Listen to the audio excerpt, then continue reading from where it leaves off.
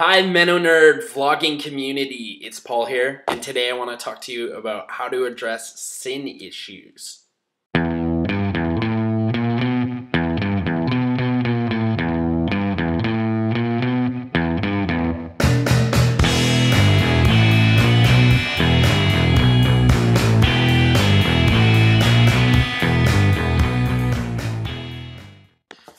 So it occurs to me that we have lately been having an extended discussion talking about the issues of poverty. There are many things that contribute to poverty in the world. We have societal structures, we have systemic sins, and we have our own personal greed. It all contributes. Deborah, you talked a bit about just food waste. And I was watching John Oliver this week from Last Week Tonight, one of my favorite shows. And he did a whole segment just talking about the amount of food we waste. And I encourage you to watch it. This is all to say that I think there's personal and systemic sin issues that contribute to poverty. And I work as a pastor in a church. How do I address that? How do I go about convincing people that they're participating in a system, but also maybe even personally participating in that? So I think there's two ways we can address sin. And the first way is in a reactive way. And that usually is symptomatic of protest, argument, accusation. This looks like, the fire and brimstone message you might hear, where we condemn sin, where we're angry and you see the man in the front just yelling, just like, reactive!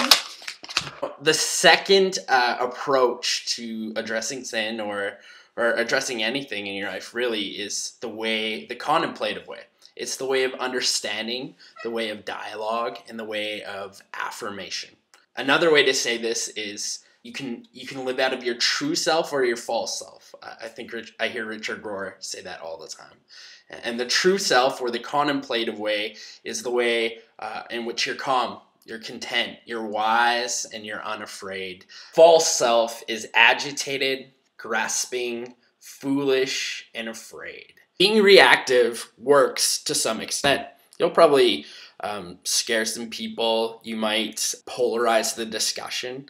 You'll get some results, absolutely. If, however, you want understanding, if you want dialogue, if you want to take people from here to there, if you want to journey with people so that you're not just leaving people at the wayside, then the contemplative way is the way to go about it. I'd like to illustrate this with a bit of reading from Eugene Peterson's book, The Contemplative Pastor.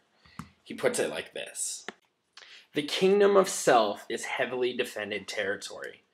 Post-Eden, Adams and Eves are willing to pay their respects to God, but they don't want him invading their turf.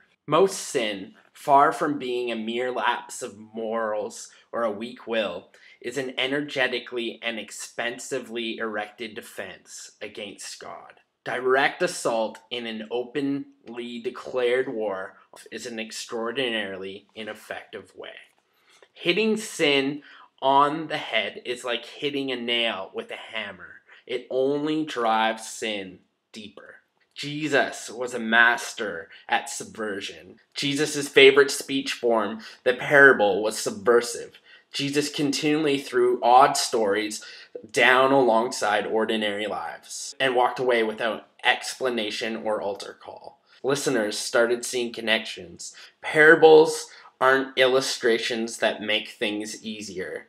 They make things harder by requiring the exercise of our imaginations, which, if we aren't careful, becomes the exercise of our faith.